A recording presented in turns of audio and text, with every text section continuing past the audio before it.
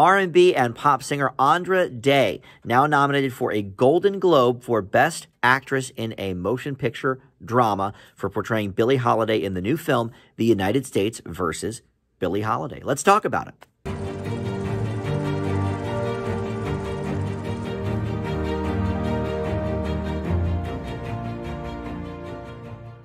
Hey everybody, Dan here. This is Dan Reviews It. Welcome to my channel and welcome to my standalone spoiler-free review for the new film The United States versus Billie Holiday, which you can check out for free right now on Hulu if you are, of course, a paying member of the Hulu service. And like I mentioned, this movie is nominated for not only Andra Day for her performance in the film, but also she's nominated for Best Original Song for Tigress and Tweed. So 2 nominations at the Globes for this film. We're going to talk about if I think it is worth your time. If you're new around here to the Dan Reviews It channel, thank you for coming. Thank you for finding my video. Please consider tossing me a like down below if you do like this video, and maybe even subscribe to the channel. I'd love to have you aboard as a subscriber. Let's launch into this review. Now, I know Andra Day mostly from her music career. The song Rise Up specifically, was a pretty big hit for her.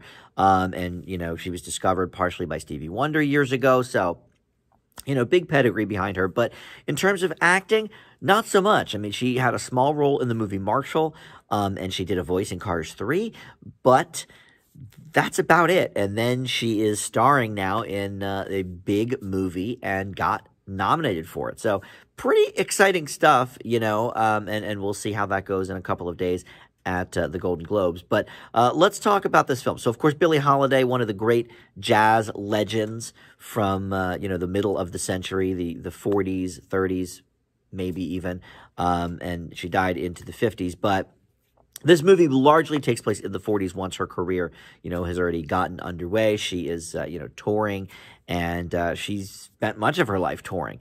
But, there were a lot of things I did not know about her that this movie really covers in some detail.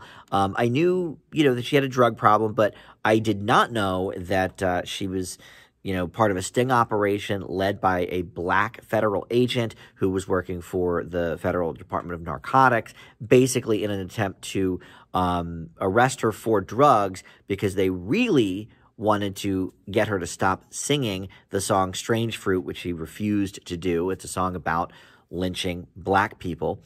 And the movie is actually bookended by, just tidbits of law information that they tried to pass an anti-lynching bill back in the 30s, and it failed and did not pass. And then at the end of the movie, you see, in 2020, they tried to do it again, and it still failed.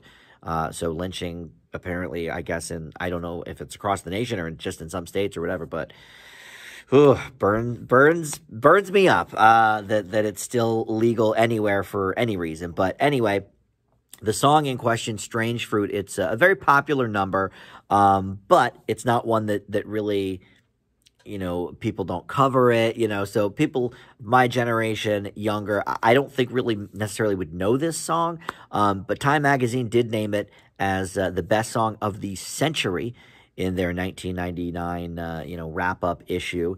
It's in the Library of Congress as, in the National Recording Registry. So this is a very, very important song, I think, to America and certainly to jazz. And this movie sort of explains why, but it explains a lot of other things about her lifestyle and her singing career as well.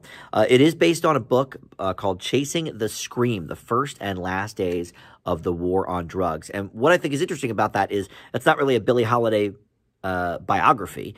There's parts in the book, I didn't read the book, but from what I understand, part of the book talks about Billie and her struggle and all of this, but it's about the war on drugs in total. So, it's odd that they would just sort of take a little excerpt from a book like that and turn it into a biopic, which may explain a few things, actually. But I guess let's talk about the good first, and that is going to be Andra Day's performance. She is, this is a star-making turn. She is amazing. She does all of her own singing here, which I wasn't sure about. I thought maybe, because she has a very powerful voice. I forget where I saw her performing live on TV. It was either on like The Voice or America's Got Talent or something. I think it might have been Got Talent. And, you know, it was clearly live and not to a track, and she just killed it. She blew the doors off the place. She is a great vocal talent. And so looked it up, and even if you Shazam the songs during the movie, it comes up as Andra Day. So she did all of her own singing for this movie, which is amazing, because Billie Holiday really was a great singer. And this performance is a lot like Renee Zellweger's as Judy Garland a few years ago, because this takes place, you know, like that movie did when Billie Holiday was already famous, already a star, but it also takes us through some of her later years. Andra Day, you know, really went all out for this role, because first of all, she lost some 35 pounds to play the role, because, you know, look, this gal was a drug addict, and also, you know, it was just much more, people were much more thin in general in the 40s, but, you know, she was on heroin, so that'll help too. But Andra Day lost all this weight, and, you know, literally, you know, bears it all. There's several nude scenes in this movie. So, you know, she did that. And the aging. I mean, this movie lasts more than a decade in some scenes, and, you know, they've made her up. And she's, you know, got this raspy thing down that she did not have as the younger Billie Holiday, because she wasn't that drugged out yet. It's a very, very impressive performance. Now, I think she's got some pretty good competition at the Golden Globes. Now, you know, I'm recording this a day and a half before the Globes, so you may have already seen who won, but you know, of the people she's up against, which is going to be, it's a heavy hitter row here. Viola Davis for Ma Rainey, Vanessa Kirby for Pieces of a Woman, Frances McDormand for Nomadland, and Carey Mulligan for Promising Young Woman. It's probably going to go to Carey Mulligan or Frances McDormand, to be honest. But I think this performance deserves to be with those women for sure. If only the movie was as good as some of those that I mentioned. And that is the main problem. Yes, her performance is amazing. Her singing is amazing. Everything about Andra Day in this movie, star-studded. It's great. Everything else is just not that good. And it's directed by Lee Daniels, which, you know, look, he's gotten some great movies under his belt. Precious is a wonderful movie, or what... I should say the whole name, right? What's it called? Precious, based on the book Push by Sapphire. You gotta always say the full name. Lee Daniels, The Butler. There's another one. But I don't know if, you know, maybe he spent too much time doing the Fox soap dramas like Empire, and he sort of forgot what makes a drama movie pop, because this really comes off like a bunch of episodes in Billie Holiday's life. There's no real through line, and part of the reason for that is because of this really kind of lame motif of her giving an interview about her life to this, like, I guess, radio host. Like, if it were taking place today, I would say it's a podcaster, but I guess it's some kind of radio host. But, like, she's in his home or something, in his study at least. Maybe he's just a journalist that's writing things down. I don't really know, but it was a very odd framing device that I did not care for. And Leslie Jordan from Will and Grace is the one doing it, who, you know, in this serious drama movie about, you know, classism and racism and heroin addiction and all of this stuff, I don't know. His presence just took me right out. And Lee Daniels has done this sometimes. You know, obviously Monique won an Oscar for a harrowing performance in Precious, based on the book Push by Sapphire. You know, and nobody thought she could do that. She's the comedian, and she can't do this. And he got a great performance out of her. Some of the people that portrayed presidents in The Butler, you would never think that they were, John Cusack or Robin Williams or, you know, whoever. They just got so many, James Marsden. great performers that you don't think of in dramas necessarily playing these great roles. But boy, this was a sure miss on that framing device every time. And for like an hour, they didn't even have it, but then they went back to it, and I was like, oh, this stupid thing again? So that was annoying. Also, once they play the song Strange Fruit, it's about an hour and 15, 20 minutes into the movie, but they actually, give us her performance of Strange Fruit in full, and it is powerful. And you're like, okay, right, this is why I'm here. Good stuff. Her singing Strange Fruit, we got it.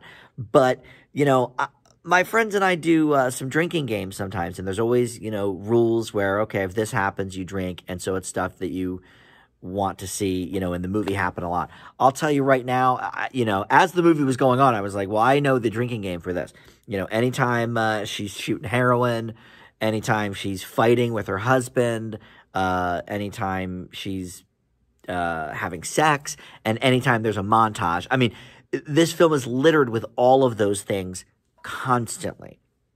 And even, like I said, she bears it all. She's topless in a few scenes. Even that, it was like they didn't do that just once. That they kept having her take her top off, and she kept having sex, and which is fine. Like, people have sex, but like, it just seemed gratuitous after a while. Natasha Lyonne is here as well in a pretty interesting role as the friend. Garrett Hedlund plays sort of the head of the narcotics department. He gives an okay performance as well. So the performances are not the problem with this movie. It's everything else surrounding it.